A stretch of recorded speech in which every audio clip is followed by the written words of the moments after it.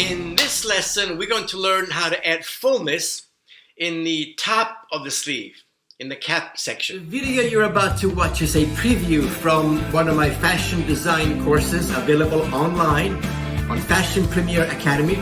Roll it! Let's do it.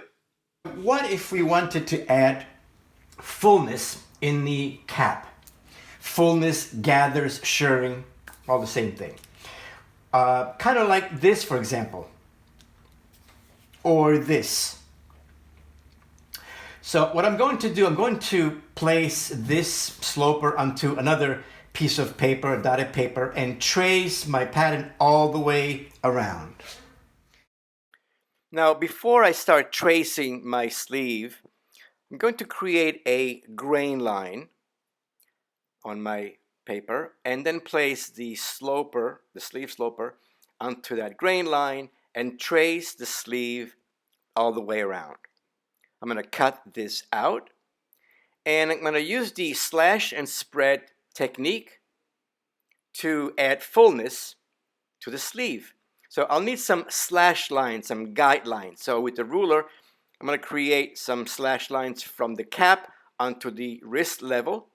And with scissors, go ahead and start cutting the slash lines from the cap all the way down to the wrist, but not through it. Don't go through it. Just leave a little bit of paper attached.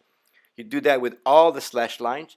And then it's a matter of spreading those pattern pieces to add fullness. How much fullness is up to you. Obviously, the more you spread the pieces, the more fullness you will add to the cap.